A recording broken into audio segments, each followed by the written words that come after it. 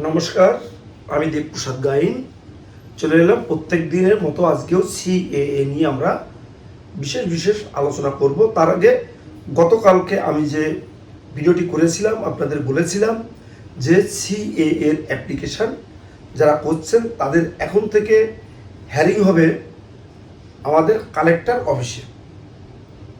তো সেই মর্মে আজকে যে নোটিফিকেশন জারি হয়েছে সারা দেশ জুড়ে সেটা আমি আপনাদের সামনে একটু তুলে ধরব। সিএএ নিয়ে নয়া নির্দেশিকা, পশ্চিমবঙ্গ সহ ৮ রাজ্যে বদলে গেল নাগরিকত্ব দেওয়ার নিয়ম। কি বলছে? সিএএ নিয়ে নয়া নির্দেশিকা, পশ্চিমবঙ্গ সহ ৮ রাজ্যে বদলে গেল নাগরিকত্ব দেওয়ার নিয়ম। মানে একটু নিয়ম বদল এসেছে। নাগরিকত্বের আবেদন নিষ্পত্তির প্রক্রিয়াকে আরও দ্রুত করার লক্ষ্যে প্রশাসনিক স্তরে বড় পরিবর্তন আনল কেন্দ্র। ৮টি রাজ্যে ও কেন্দ্রীয় শাসিত একাধিক জেলায় ও কেন্দ্রীয় শাসিত অঞ্চলে জেলাশাসকদের এবার সিএএ এর অধীনে জমা পড়া নাগরিকত্বের আবেদন যাচাই বাছাই করে প্রক্রিয়ার দায়িত্ব দেওয়া হয়েছে। কেন্দ্রের এই সিদ্ধান্ত কার্যকর হলে বহু আবেদনকারী সরাসরি জেলা প্রশাসনের স্তরে এগিয়ে নিয়ে যাওয়া সম্ভব হবে। এতদিন এই কাজ নির্দিষ্ট কেন্দ্রীয় কাঠামো এর উপর নির্ভর করা হতো। সিএএ নাগরিকত্ব দেবে জেলা শাসকরাই। কেন্দ্রীয় স্বরাষ্ট্র মন্ত্রকের জারি করা নির্দেশে বলা হয়েছে, গুজরাট, পাঞ্জাব, রাজস্থান এবং পশ্চিমবঙ্গের নির্দিষ্ট এলাকাগুলির জেলাশাসকদের জমা করা আবেদনগুলির প্রক্রিয়াকরণ করতে পারবেন। আসাম ও ত্রিপুরার আদিবাসী এলাকা এই ব্যবস্থা বাইরে রাখা হয়েছে। আসাম আর ত্রিপুরা এই এলাকার আদিবাসী এলাকাগুলোকে বাইরে রাখা হয়েছে। পাশাপাশি জম্মু কাশ্মীর এবং লাদাখের সংশ্লিষ্ট জেলা প্রশাসন সিএএ এর আবেদনের প্রক্রিয়াকরণের দায়িত্ব পালন করতে পারবে। কেন্দ্রীয় সরকারের আধিকারিক নিয়ে তৈরি এমপাওয়ার্ড কমিটির মাধ্যমে আবেদনগুলি যাচাই বাছাই করা হতো এতদিন। সেন্সাস ইন্টেলিজেন্স ব্যুরো এবং ডাক বিভাগের প্রতিনিধিরা সেই কমিটির সঙ্গে যুক্ত ছিল। নতুন নির্দেশে সেই ব্যবস্থার পরিবর্তন এনে জেলা প্রশাসনকে আরও ক্ষমতা দেওয়া হলো। নতুন ব্যবস্থায় সংশ্লিষ্ট জেলা শাসকরাই আগের এমপাওয়ার্ড কমিটি এবং ডেজিগনেটেড অফিসার দায়িত্ব সামলাবেন। আবেদনকারীদের নথিপত্র পরীক্ষা করা থেকে শুরু করে যোগ্যতা যাচাই, গুরুত্বপূর্ণ একাধিক ধাপ এবার জেলা প্রশাসনের মাধ্যমেই সম্পূর্ণ হওয়ার সুযোগ তৈরি করেছে। একাধিক ধাপ এবার জেলা শাসকরাই দেখবে। কেন্দ্রের তরফে জানানো হয়েছে, সিটিজেনশিপ থার্ড অ্যামেন্ডমেন্ট রুলস 2026-এর অধীনে এই নতুন ব্যবস্থা কার্যকর হচ্ছে। নাগরিকত্ব আইনে 6B ধারায় আরও আবেদন গ্রহণ করবে। প্রয়োজনীয় তথ্য ও নথি যাচাইয়ে এবং আবেদনের নিষ্পত্তির ক্ষমতা দেওয়া হয়েছে জেলা শাসকদের। নতুন প্রক্রিয়ায় আবেদন জমা পড়ার পর সংশ্লিষ্ট জেলা শাসক প্রথম আবেদনকারীর দেওয়া নথিপত্র পরীক্ষা করবেন। কাগজপত্রের সত্যতা বা আবেদনকারীর যোগ্যতা নিয়ে কোনো প্রশ্ন থাকলে প্রয়োজনীয় অনুযায়ী তদন্ত করা হতে পারে। সব তথ্য যাচাই করে আবেদনকারী সিএএ এর আওতায় নাগরিকত্ব পাওয়ার শর্ত পূরণ করছে কিনা তা নিশ্চিত করা হবে। নির্ধারিত প্রক্রিয়া অনুযায়ী আবেদনকারীকে অনুগত শপথ বাক্য পাঠ করানো হবে। সমস্ত শর্ত পূরণ হয়েছে বলে জেলাশাসক নিশ্চিত হলে নাগরিকত্ব দেওয়ার বিষয়টি প্রয়োজনীয় সিদ্ধান্ত নেবে। স্বরাষ্ট্র মন্ত্রকের নির্দেশে এই গোটা প্রক্রিয়ায় ধাপগুলি স্পষ্ট করে দেওয়া হয়েছে। কেন্দ্রের এই সিদ্ধান্তের ফলে দীর্ঘদিনের জমে থাকা সিএএ এর আবেদনগুলি এবার কতটা দ্রুত নিষ্পত্তি হয় সেটাই এখন দেখার। জেলা প্রশাসনের হাতে সরাসরি ক্ষমতা যাওয়ার আবেদনের প্রক্রিয়ার গতি আসবে কিনা আগামী দিনে তার উত্তর মিলবে।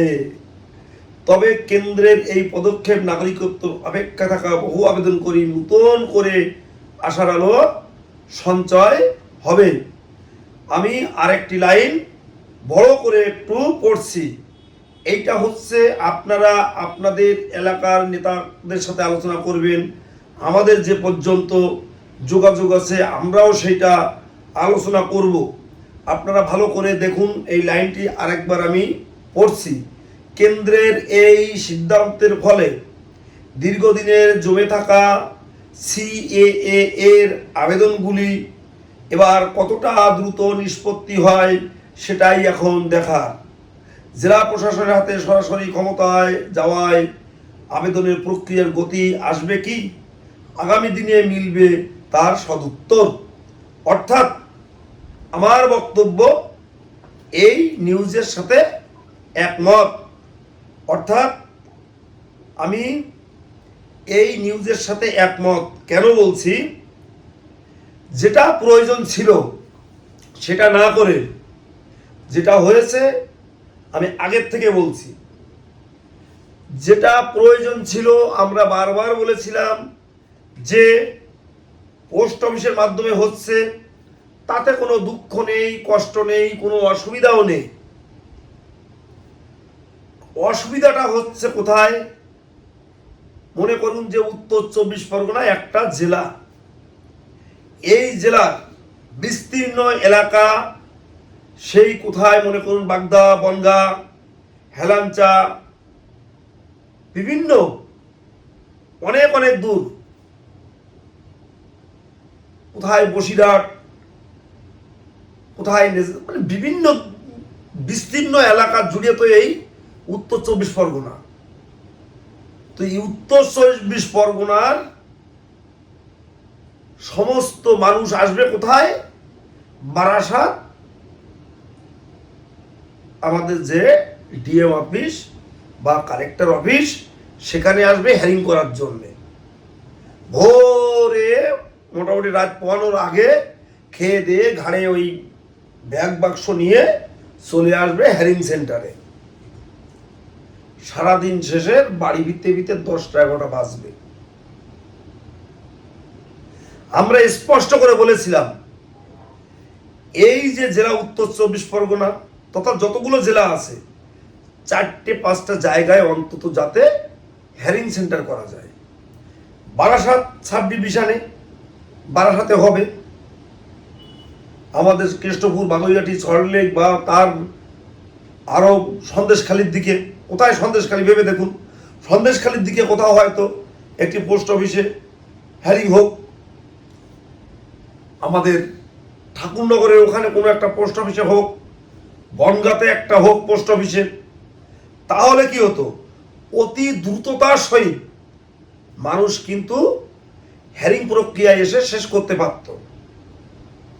এক মানুষের সন্দেশখালির থেকে এসে বারাসাতে হেয়ারিং করতে হবে, কোথায়?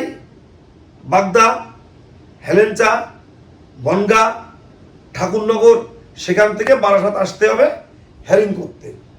আমরা ভেবেছিলাম যেটা, যে এই জেলায় হয়তো মহকুমা অনুযায়ী হেয়ারিং হবে, সর্বনিম্ন এমন হলেও 4টে জায়গায় অন্তত ভাগ করে, জেলাটাকে 4টে ভাগে ভাগ করে হেয়ারিং সেন্টার করবে।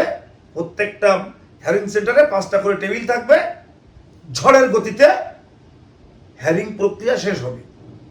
আপনারা ভাবুন, আপনারা ভালো করে ভাবুন, কি হলো? ডিএম অফিসে অর্থাৎ কালেক্টর অফিসেও তারা হেয়ারিংয়ের ব্যবস্থা করেছে।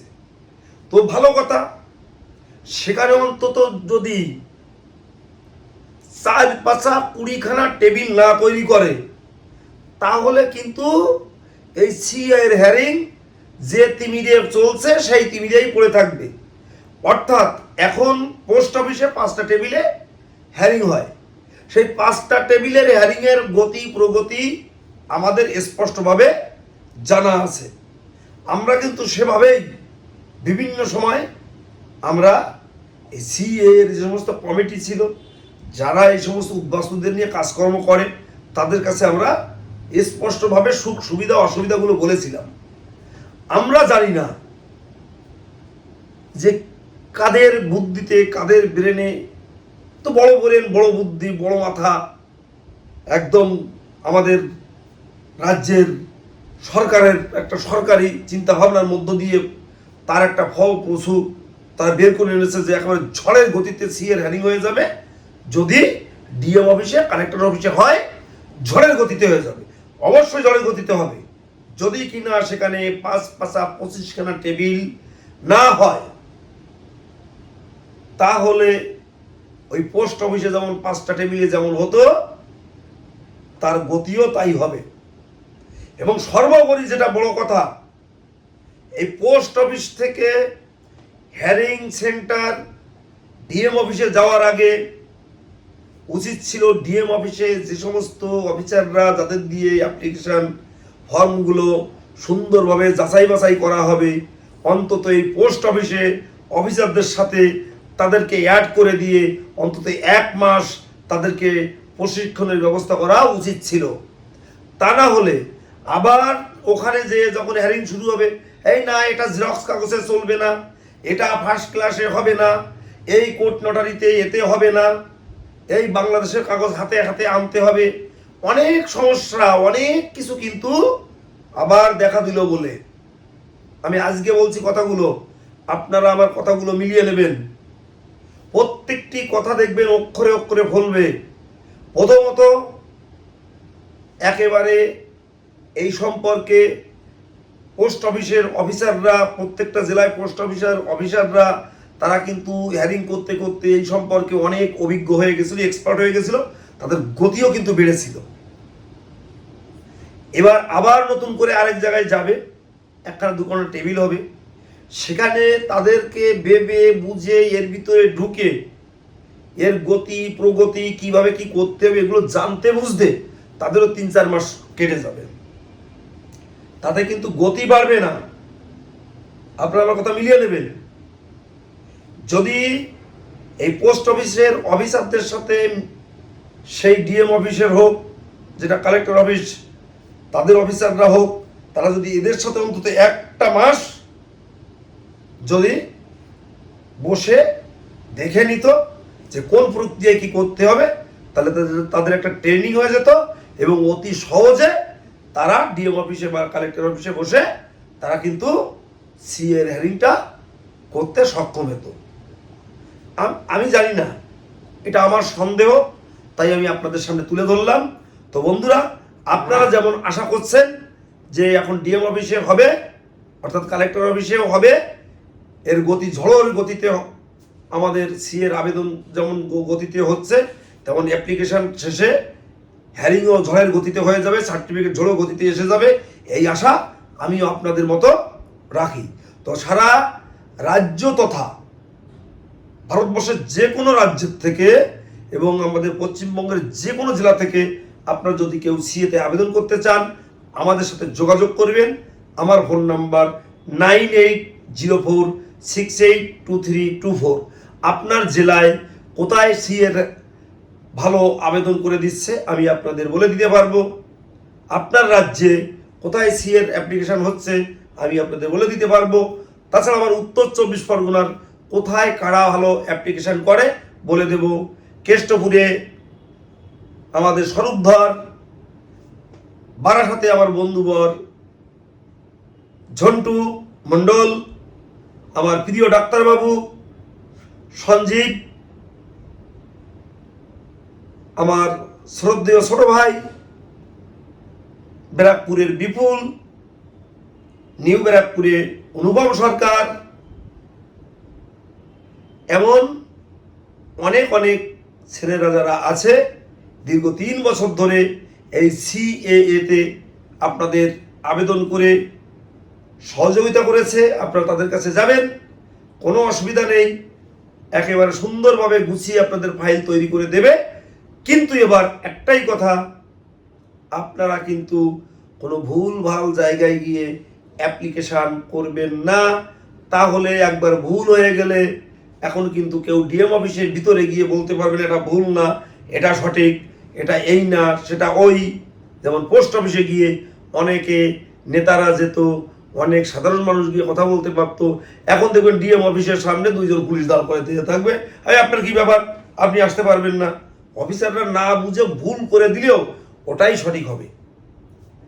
তাই বলবো আপনারা সঠিকভাবে যারা অ্যাপ্লিকেশন করে তাদের কাছে যাবেন, তাহলে আপনাদের আর হ্যারিং সেন্টার থেকে ফিরে আসতে হবে না। বন্ধুরা, তোমরা যারা আমার এই প্রতিবেদন প্রত্যেক দিন দেখো, আমার চ্যানেলটিকে সাবস্ক্রাইব করে দিও, চ্যানেলের বক্তব্য শেয়ার করে দেশ ও দেশের বাইরের লোককে দেখার সুযোগ করে দিও। সবাই সুস্থ থেকো, সুন্দর থেকো, ভালো থেকো। শহর বন্দর গ্রামগঞ্জের সকল আমার শ্রদ্ধেয় পূজনীয় প্রত্যেকের চরণে রইল আমার প্রত্যেক দিনের মতো শতকোটি প্রণাম।